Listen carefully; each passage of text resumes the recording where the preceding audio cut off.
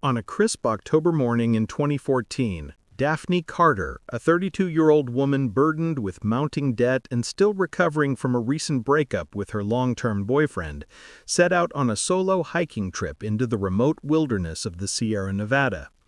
The trip was meant to be an escape, a chance to clear her mind and reconnect with nature, but the mountains that morning seemed indifferent, vast, and unknowable. Daphne's car was parked at the trailhead, keys in the ignition and windows cracked, a small gesture against the morning sun.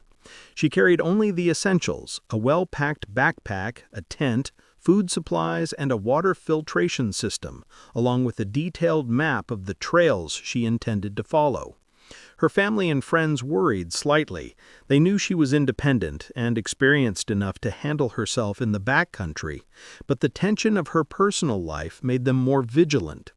When she didn't return by the expected evening, initial concern turned into alarm. The local sheriff's department launched a search immediately. Given Daphne's recent breakup and financial struggles, suspicion initially fell on her ex-boyfriend, who was taken into custody for questioning. The police scrutinized his alibi, reviewed text messages, and interrogated him extensively. He was held for 3 months in jail, a stressful ordeal fueled by fear and uncertainty, before the courts ultimately released him due to a lack of evidence connecting him to Daphne's disappearance. Meanwhile, search teams scoured miles of wilderness, following trails, checking creek crossings, abandoned cabins, and the rocky terrain for any sign of her. They enlisted tracking dogs and helicopters, combed through ravines and monitored areas that could serve as emergency shelters. Despite their efforts, no traces of Daphne were found, no footprints beyond the trail, no discarded equipment, and no indication of struggle. As days turned to weeks and weeks into months, the local news highlighted her story repeatedly, keeping the case in the public eye while simultaneously deepening the sense of helplessness surrounding it. Friends and family organized volunteer searches, using every available map and resource, but the Sierra Nevada remained vast and unforgiving. The uncertainty gnawed at those who cared for her, creating a state of ambiguous loss that made moving on impossible. Despite the passage of time, no new evidence surfaced, and the police classified the case as a cold file. Daphne's disappearance became another cautionary tale whispered among hikers about the dangers of venturing alone into the mountains. But for those who loved her, it was a profound tragedy compounded by mystery. The initial weeks of frantic searches gave way to a slow, anxious wait, with occasional reports of possible sightings or distant clues that invariably led nowhere. Each false lead reignited hope only to extinguish it, leaving her family in a limbo of grief and uncertainty. The mountains seemed to swallow her entirely, their trails untouched by human footprints except those she had made, now erased by wind and rain. In the absence of evidence, speculation grew. Had she fallen? Had she been taken? Or had she found herself trapped in some hidden corner of the wilderness where even the most thorough search teams could not reach? 6 years would pass before a new kind of search technology, a high-resolution drone operated by a wildlife researcher, would begin to shed light on the mystery of Daphne Carter. But in 2014, the mountains simply held their secret, and her disappearance became another haunting void in the endless expanse of the Sierra Nevada. As the weeks stretched into months, the absence of Daphne Carter weighed heavily on her family, friends, and the local community, each day blurring into the next with only uncertainty to mark the passage of time. The initial frenzy of search and rescue operations had dissipated, leaving behind a vast, cold wilderness and a sense of helplessness that no organized effort could overcome. Her case became emblematic of the dangers of solo hiking, but for those who knew her, it was deeply personal, a life interrupted without explanation. In the intervening months, the local sheriff's department maintained periodic patrols and reviewed every tip that came in, but none led to tangible evidence. Occasionally, hikers reported glimpses of someone matching Daphne's description on distant trails, but each sighting proved false, the result of wishful thinking or misidentified hikers.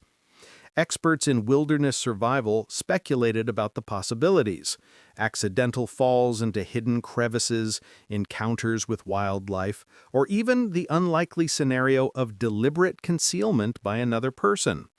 Each theory was plausible, yet frustratingly unprovable, as the Sierra Nevada offered countless hidden corners where a person could vanish without leaving a trace. Meanwhile, those who loved Daphne suffered a different kind of torment, a psychological limbo known as ambiguous loss, where hope and despair existed side by side. Her mother and friends oscillated between holding on to the possibility of her survival and confronting the grim reality that she might be gone forever. Support groups and online communities formed around cases like hers, offering strategies for coping, but also magnifying the sense of isolation for anyone personally affected. Over time, the story drew regional and eventually national media attention, keeping Daphne's name in circulation but never providing closure. Her financial troubles and recent breakup, once private struggles, became footnotes in news reports, contextualizing her vulnerability but adding a subtle stigma to her disappearance.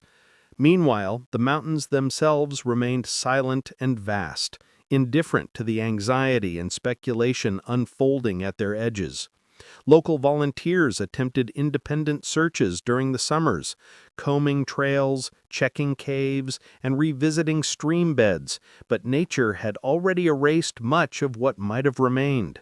Footprints faded under wind and rain, and any temporary shelters were overtaken by brush. Even advanced ground-penetrating radar offered little help. The terrain was simply too vast, too rugged, and too layered with natural rock and foliage to yield definitive results. Law enforcement maintained the case as active but cold, cataloging every report, every lead, every anomaly in an extensive file that would grow over years. Slowly, the passage of time introduced new variables. Erosion altered trails, snow and rain reshaped riverbeds, and wildlife reclaimed areas that might have once held evidence. While hope diminished, the human mind refused to settle, inventing scenarios both comforting and terrifying. Perhaps she had been taken in by someone kind, perhaps she had found refuge in a hidden valley, or perhaps the wilderness itself had claimed her in a quiet, irreversible way. Each idea was a reflection of grief, desire, and imagination colliding in the absence of truth. 6 years after she vanished, the advent of drone technology capable of scanning inaccessible regions of the Sierra Nevada offered a glimmer of possibility, suggesting that even in an area where human eyes had failed, machines might finally reveal what had remained hidden. Until that moment, however, Daphne's disappearance remained a shadow that stretched across the lives of those who knew her, a case defined not by resolution, but by the endless, haunting questions that only the mountains seemed to hold the answers to. 6 years after Daphne Carter disappeared into the Sierra Nevada, the mystery of her vanishing remained a cold case, haunting her family, friends, and the local authorities who had scoured the wilderness without success. By 2020, advancements in technology had introduced new possibilities for exploring terrain that had previously been inaccessible or too dangerous for human searchers, and it was this evolution that would finally pierce the long-standing silence of the mountains. Dr. Sarah Martinez, a wildlife researcher at UC Davis specializing in the study of endangered species, routinely deployed high-resolution drones equipped with infrared cameras and advanced GPS mapping systems to track wolf packs and other elusive animals in remote sections of the Sierra Nevada.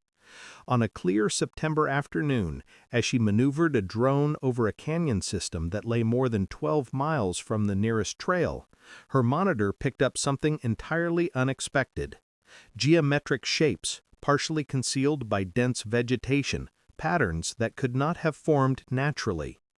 The shapes suggested human activity, arranged with purpose rather than by accident, and the sight sent a chill down her spine.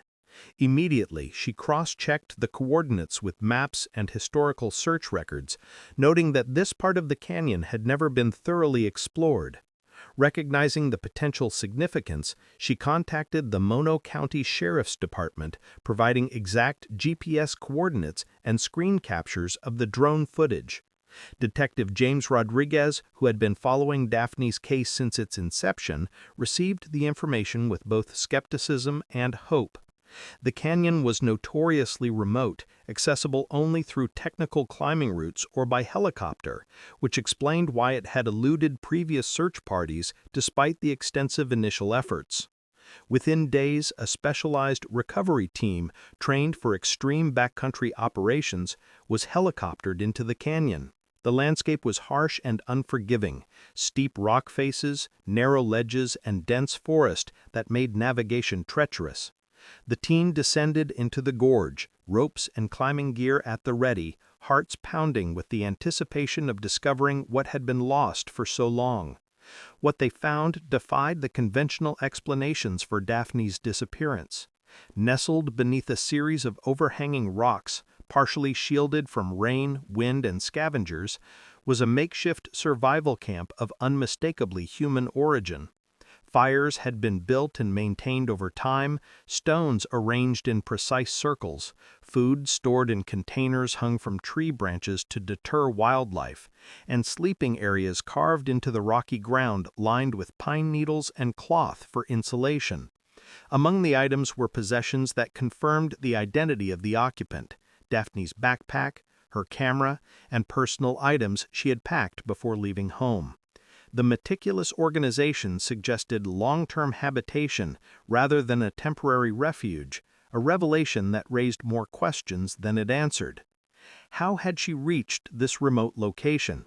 Why had she not sought to return to civilization or signal for help more effectively? As the team explored further, they uncovered a series of stone structures and carved alcoves embedded in the canyon walls, clearly artificial and far older than any modern constructions in the area. The architecture was primitive yet sophisticated, designed with an understanding of both shelter and concealment, and signs of recent use indicated that the site had not been abandoned for decades, but had been maintained by someone or some group during Daphne's time in the canyon. Among the carved stones were symbols etched into the rock faces, intricate patterns that appeared ceremonial rather than decorative, and the team immediately sensed the presence of a human organization with knowledge of the wilderness that surpassed normal survival skills. Later, as the discovery was documented and reported, investigators realized that the camp's location, deep in the canyon system unseen from the main trail, aligned with subtle hints in previous search reports of unexplained noises and unaccounted-for movement in the region. Daphne's belongings were found in careful arrangement, suggesting that she had not wandered aimlessly, but had been guided, perhaps coerced, or had chosen to remain for reasons she documented only later. Among the recovered materials was a leather-bound journal, water-resistant and remarkably preserved, which, upon initial review, appeared to have been written by Daphne herself. The journal began with detailed entries of her daily routines, survival techniques, and reflections on the isolation, but soon it became apparent that she had encountered a group she referred to as the Guardians. These entries described people who had been living in the canyon for decades, claiming to protect sacred sites within the mountains from outside interference. Daphne recorded that the Guardians had discovered her presence early on, feeding and sheltering her, while subtly ensuring that she could not leave. She noted their meticulous knowledge of concealment, describing how natural acoustics, reflective surfaces, and misdirection of paths kept the camp invisible to search teams, drones, and even tracking dogs. The narrative revealed her initial skepticism turning to cautious trust as she recognized the Guardian's survival skills, yet it also documented the psychological pressure she felt, a sense of obligation to remain and learn from them. Her writing detailed rituals involving plant-based compounds, ceremonies that induced hallucinations, and teachings on ancient survival methods, spiritual philosophies, and the interpretation of the symbols carved throughout the canyon. As the drone team transmitted images and coordinates back to authorities, Detective Rodriguez read initial passages of the journal and felt a mixture of disbelief and horror. This was no longer a simple case of a missing hiker lost to the wilderness. Daphne had been deliberately isolated by a sophisticated group capable of evading detection even by professional search teams and advanced technology, and the reasons for her captivity appeared intertwined with their belief system and secretive mission. The discovery of the camp, the journal, and the physical evidence of her life in isolation reshaped the case entirely, transforming it from a cold wilderness disappearance into a chilling story of psychological manipulation, hidden societies, and survival under circumstances that defied conventional explanation. For the first time in 6 years, the truth of Daphne's presence in the mountains had been located, but what it revealed was far darker than anyone could have imagined. The Guardians were not simply protectors of the wilderness, they were orchestrators of isolation, teaching, and coercion, and Daphne's time with them had left physical evidence in the camp and emotional traces in her writing, hinting at events and pressures that authorities had yet to fully comprehend. The canyon itself, once a place of presumed danger and mystery, had become a testament to human cunning, secrecy, and the limits of our understanding. And the drone that had finally located her served as the first bridge between the world she had vanished from and the terrifying reality she had been living in for years. As the weeks turned into months within the hidden canyon, Daphne Carter's initial fear and resistance gradually shifted into a complex mix of dependence, curiosity, and unease, chronicled meticulously in the journal she kept hidden among her belongings. The Guardians, an enigmatic group whose origins remained mysterious even to her, operated with precise control over the canyon and its hidden pathways, guiding her movements, dictating her daily routines, and teaching her survival skills far beyond conventional hiking knowledge. They showed her how to find and purify water, navigate using stars, and identify edible plants, yet each lesson came with a psychological tether, subtly reinforcing the notion that leaving the canyon would not only endanger her, but desecrate the sacred space they claimed to protect. Daphne's writing described elaborate ceremonies and rituals that were framed as tests of commitment and understanding, blending physical endurance with lessons in loyalty, silence, and observation, all designed to isolate her from the world she had known. Despite her intelligence and previous independence, she began to feel the weight of constant scrutiny and the insidious pressure to conform, recording her growing awareness that these people wielded knowledge and influence capable of shaping her perception of reality itself.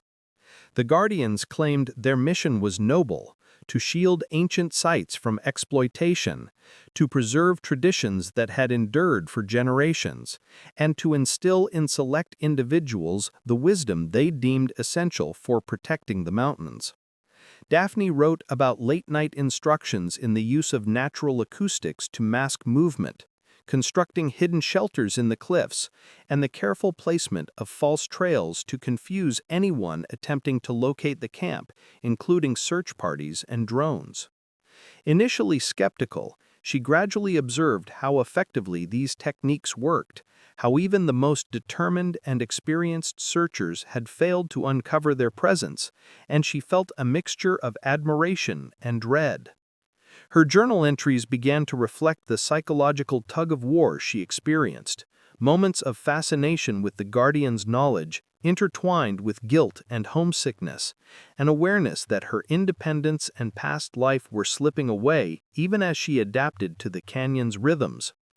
Social isolation amplified the impact, leaving her thoughts unfiltered by the opinions of friends or family, and the Guardians skillfully exploited this, reinforcing her sense of duty to remain and learn.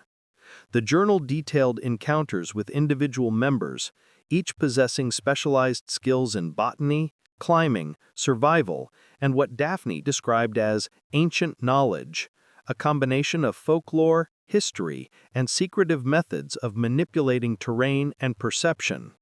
Through careful observation, she realized that the Guardian's control extended beyond survival. It was a deliberate shaping of behavior and belief. They encouraged her to record everything, to analyze patterns in nature, and to meditate on the purpose of their mission, gradually eroding her former priorities and replacing them with the Guardian's worldview. Daphne described moments of exhalation and discovery, learning to move silently through the forest, constructing intricate shelters and mastering skills that had taken her entire life to partially imagine. But alongside these successes, she documented the subtle coercion, threats framed as lessons, isolation presented as protection, and the constant repetition of the Guardian's philosophy that the mountains had chosen her to serve a higher purpose. As time passed, her journal entries revealed signs of internal conflict, longing for her family, guilt over unresolved debts and her recent breakup, and fear that no one would ever find her, contrasted with the strange fascination with the Guardian's mission and pride in her growing competence in survival and secrecy. She began questioning the world she had left behind, observing the imperfections of society, the distractions of modern life, and the emptiness of her previous routines, all of which the Guardians subtly highlighted to reinforce their philosophy. Daphne's narrative described dreams and visions induced by plant-based compounds administered by the group, which blurred the line between reality and hallucination, deepening her psychological dependence while giving the appearance of enlightenment. She wrote about the growing ritualization of her days, the blending of practical survival tasks with lessons in loyalty, and the way the Guardians emphasized interconnectedness with the mountains and the weight of protecting their secrets. Each entry conveyed the tension between her intellect, her instincts for freedom, and the gradual indoctrination that framed isolation as necessity. And in the final pages before the drone discovery, it was clear that Daphne had been profoundly changed by her environment, training, and the psychological pressure applied over time. The canyon, once merely a backdrop for a disappearance, had become a controlled ecosystem, both protective and coercive, shaping her perception, actions, and sense of purpose. While her family, authorities, and friends continued to search without answers, Daphne's journal painted an intimate, chilling portrait of how isolation, expert manipulation, and the promise of knowledge could transform a capable, independent adult into someone who accepted confinement and guidance from a secretive, authoritarian group in the heart of the Sierra Nevada. The writing made it clear that her disappearance was not an accident, but the result of a deliberate and systematic effort to remove her from the outside world and assimilate her into the Guardian's hidden society, a reality both terrifying and incomprehensible to those who had once called her safe at home. When Dr. Sarah Martinez's drone finally revealed Daphne Carter's hidden canyon camp 6 years after her disappearance, it sent shockwaves through the Mono County Sheriff's Department and reignited public attention on the case. The discovery prompted a full-scale investigation into the canyon, where the specialized recovery team found Daphne's belongings meticulously preserved: her backpack, survival gear, camera, and the leather-bound journal documenting months of life under the Guardian's control. The journal detailed her indoctrination, the rituals, and the psychological manipulation she endured, revealing a chilling portrait of a capable woman stripped of freedom, isolated in a remote canyon, and coerced into participating in a secretive authoritarian group. While the physical evidence confirmed her presence, it also raised disturbing questions about the Guardians' continued existence and their ability to operate undetected in a monitored wilderness. Meanwhile, authorities revisited another aspect of the case: Daphne's personal life prior to her disappearance. At age 32, she had been under considerable financial strain, burdened with debt from medical bills and credit obligations. Compounding her stress, she had recently ended a long-term relationship with her boyfriend, a breakup that left both parties emotionally raw and prompted police to question him immediately after she vanished. Her ex-boyfriend, initially detained for suspicion of involvement, spent 3 months in jail while investigators examined phone records, financial transactions, and witness statements, searching for a motive or evidence linking him to her disappearance. However, the court eventually issued a notice for his release, as authorities found no credible evidence of foul play, confirming that Daphne's vanishing was unrelated to her personal relationships and instead tied to the remote wilderness where she had entered the Guardian's orbit. The drone footage combined with Daphne's journal provided both relief and horror. Relief in understanding she had survived, at least temporarily, and horror at the psychological and physical ordeal she endured, the coercion she described, and the unsettling reality that the Guardians' influence had been absolute within their domain. Investigators meticulously documented the canyon, photographing the stone structures, carved symbols, fire pits, and hidden shelters, cross-referencing every detail with her journal to establish a timeline and understand the full scope of the Guardians' control. While search teams had failed to locate her during the initial years due to the group's sophisticated concealment techniques, the drone provided a technological breakthrough that penetrated the camouflage and finally connected her to the world she had vanished from. The journal revealed that Daphne had been taught to navigate, forage, and survive in ways that were extraordinary, yet every lesson came tethered to psychological pressure, gradually replacing her former life and priorities with the Guardian's mission to protect the sacred canyon. Authorities grappled with the implications: a highly organized, secretive group capable of manipulating human behavior, concealing their presence from modern surveillance, and surviving in extreme isolation. The investigation extended to tracking patterns of movement within the Sierra Nevada, interviewing hikers who had reported unusual sounds or lights, and comparing these accounts with Daphne's entries, but the Guardian's sophistication left investigators with more questions than answers.